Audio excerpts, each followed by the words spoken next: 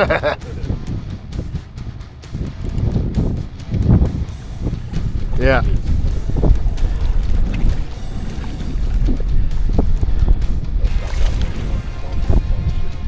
There, I'll do it.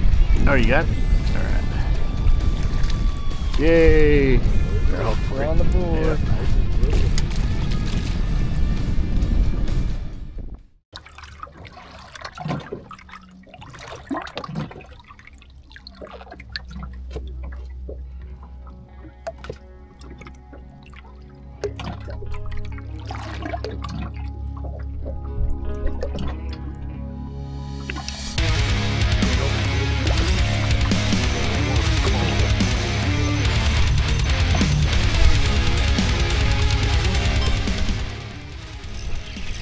Better quality.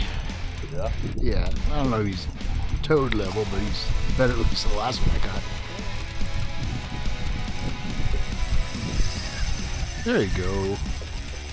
There you go, little fella.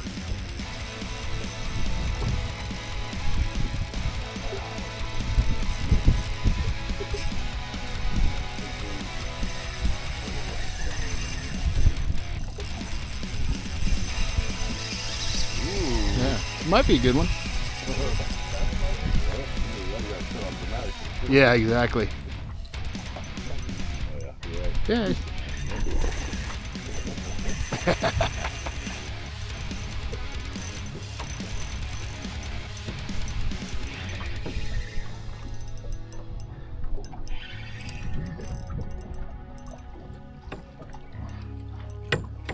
That's a pretty good size.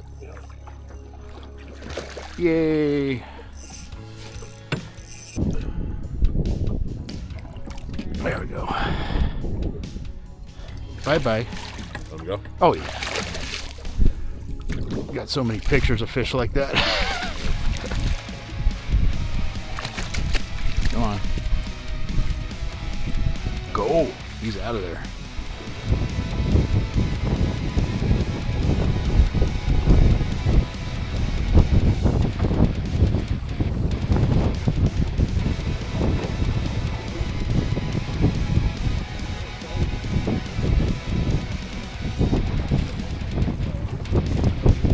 Oh yeah, he's good. It's a fat one. Nice.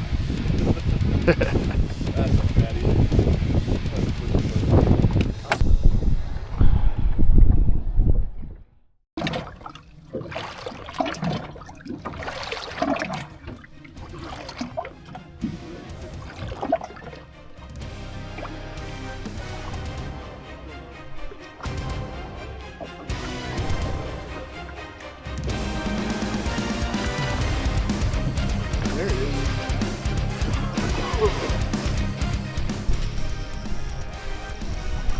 Might be a good one.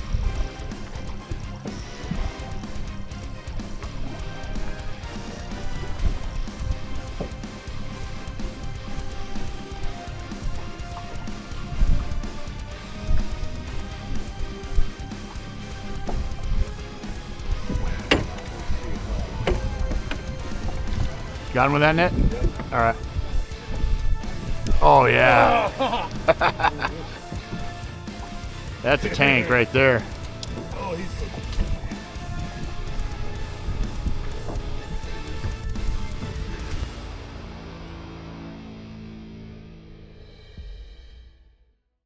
yeah. That's so awesome. This is the same weather right there. Yeah. North Rivers and Duckworths. Oh, damn. Oh, that's a good one. Maybe. Well, you just hit it. No, it feels pretty heavy. Oh, Yeah.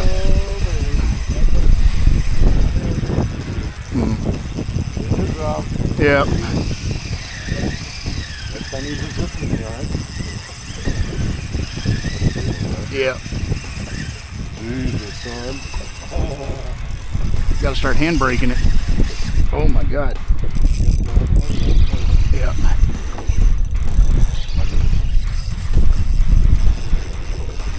Oh yeah, he's got some weight. Oh yeah. Yeah. We're all in, so we're ready. Oh shit. spool me. That's a problem with fishing these reels in deep water. Takes so much of your line.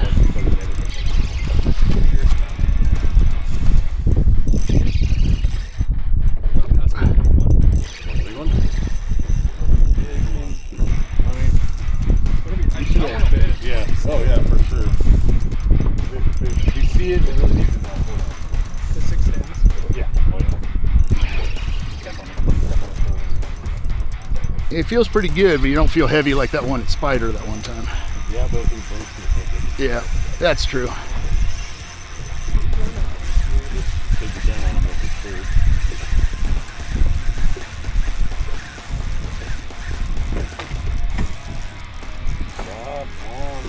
Looking good. Help me, Tom Cruise. Yep, Tom Cruise. Oh yeah, dude, that thing's nice. Dude. Yeah. Look at, he's not budging, bro, from the bottom. Yeah, I'm he's going just straight to the depth, son. You might have to go that way,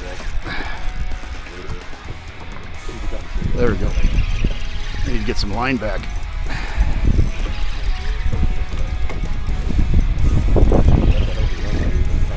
Yep. My arm.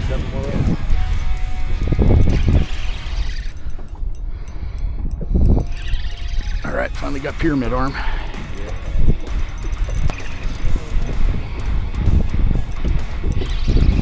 All right, I can see part of him.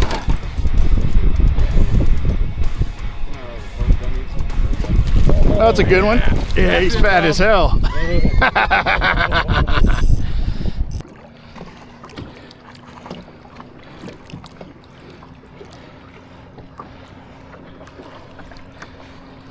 There he goes. Yep. Oh. Nobel Peace Prize for you, buddy. Yep. Chunky bro. Yeah. I'll start bringing it up because those the balls right there. Yeah. I brought it up like halfway. Uh-oh. Might be good.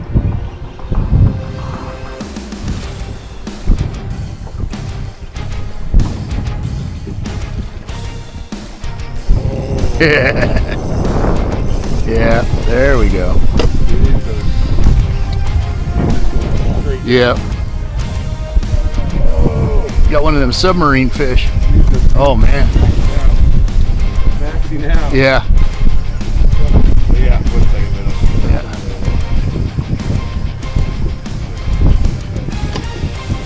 Yeah. I'll be your net man.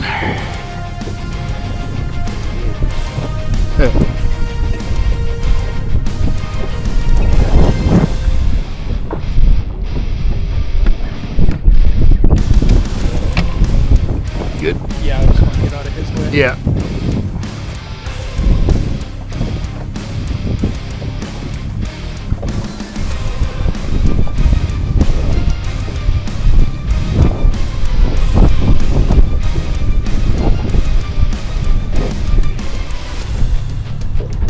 I'm just going to get this one ready too. Yeah. Yeah, bro. This is, all right, leader. All right, here we go. Oh, yeah, he's big. He's big. Yeah, he is big. He's big. Yeah, it's a tank. There we go. Got it. All right, ladies and gents, I want to take a quick break from the action to show you what's going on out there. And as always, I'll start with the rods and reels I'm using first. Here's the big katana. This is the big one we make. It's a 9-foot rod. It's a medium weight rod, but a medium to fast action rod. So it's more of a light salmon and steelhead rod. It's got a lot of backbone, but a very soft tip, so we can work these SuperTubes back, usually in the 1/8 profile. For a reel on here, I have a Shimano Stella 1000, or I'm sorry, not a 1000, 2500. And for line on here, I have Sinister Strand premium fiber braid in 10-pound, and I run that up to a 10-pound fluorocarbon leader of Sinister Strand. And I get a lot of questions about leader length, and especially out at Pyramid with these big Lahontans, they tend to roll a lot. So I usually do my fluorocarbon leader the length of the rod. So I have a 9-foot leader that I attach to this braid with a double uni knot. Now, and for baits, we're using these Golden State Fishing SuperTubes. The only difference is typically when we're fishing from shore, we're working these back actively like a mini jig or a minnow. We're using a 1/8 lead head in there. But since we're vertical jigging out here, we're using a 3/8 lead head, which is very heavy because we got to get it down into the deep water and at depths of almost 100 feet, especially on this day. But I will get into that in just a second and show you exactly how we were catching these fish. All right, now how are we getting on these fish? Well, it's opening day up at Pyramid Lake, October 1st. Every year. The water is warmer because it's October. It hasn't had time to get really cold up there like it normally is. If you've seen the videos in the past, it's very, very cold when we're usually fishing up there. But because it's warmer, the fish aren't very shallow. They're out pretty deep, so we're out in a boat.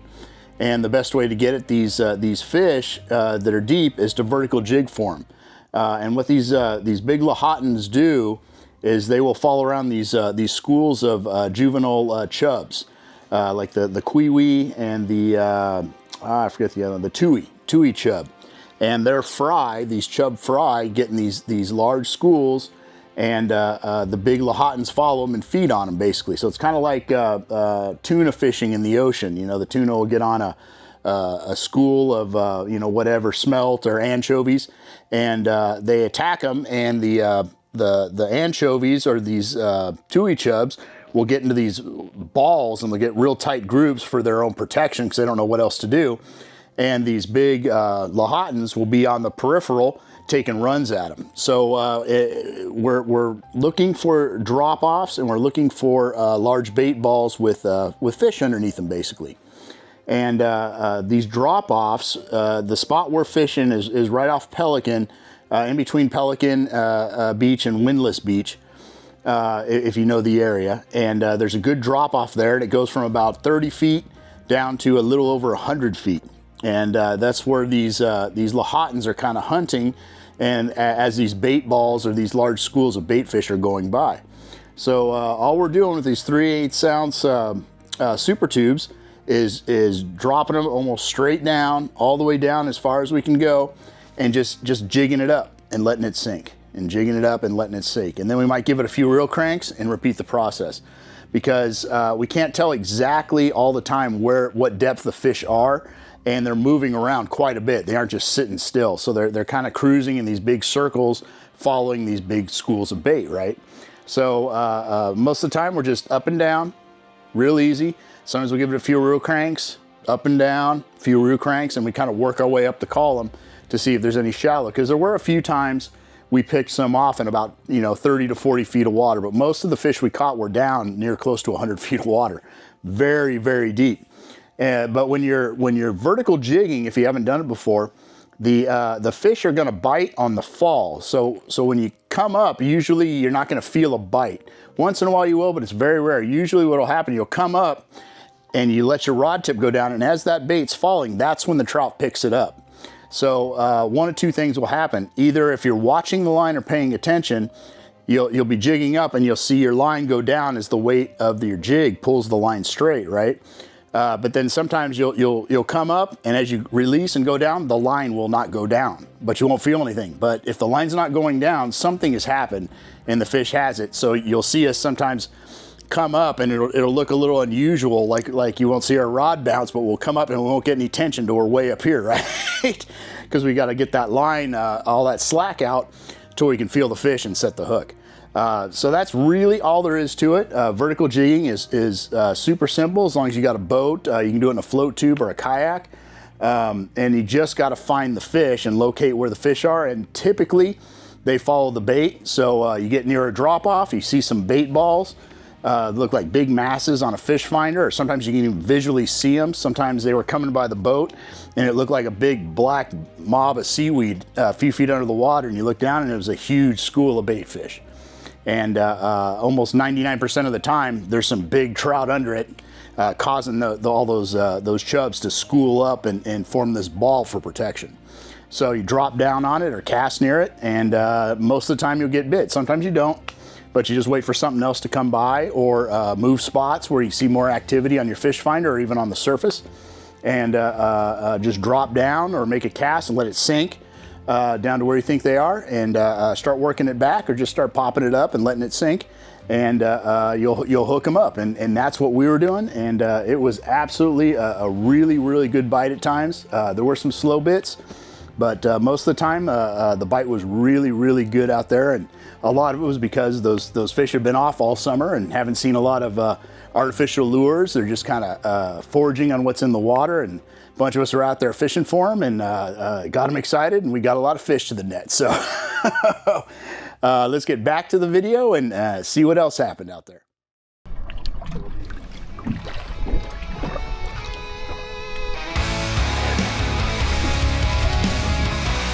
Yeah, he's a wee one.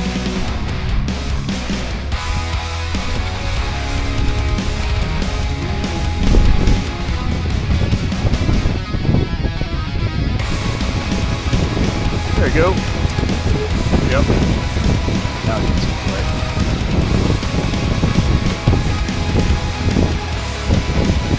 Hey, look at me. Doubles. Look at that thing. Yeah. Oh, almost jumped. Oh, yeah. That's one of them Cro-Magnon fish. He looks old.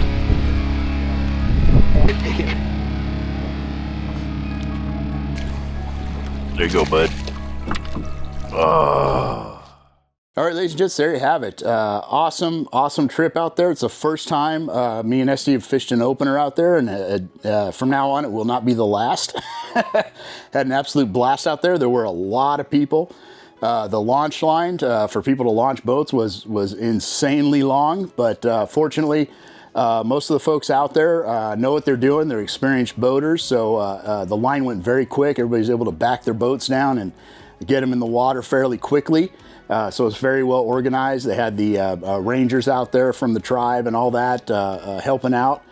So that went really smoothly. Even though the line looked like it was going to take hours, it really took probably 20 minutes, and we were in the water, and we were way back. And the fishing was fantastic.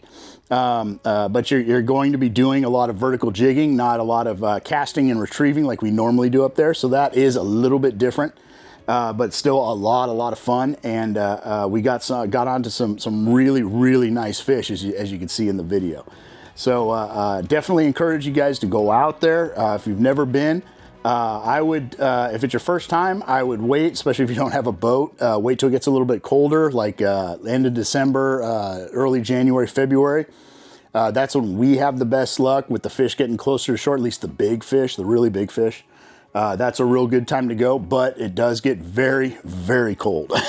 So I'll link a video on the ins and outs of fishing pyramid that I did. And I get into all that and all the gear you need and all the things you need to fish out there if you've never been. But definitely encourage you to go. It's a absolutely unbelievable place to fish, and the fish are just humongous. I mean, they are the biggest cutthroat trout on planet Earth is in that lake, and it's only 6-7 hour drive from here. So definitely go up there and check it out. And with that, if you want any of the fine products I use on this channel, there's a QR code right up here. So if you want the Golden State Fishing custom baits, the Katana rods, the Waterland sunglasses, or any of the other products that I use on here, just click on this QR code. It'll take you to a link tree, which has hyperlinks and discount codes to all the sites I just mentioned.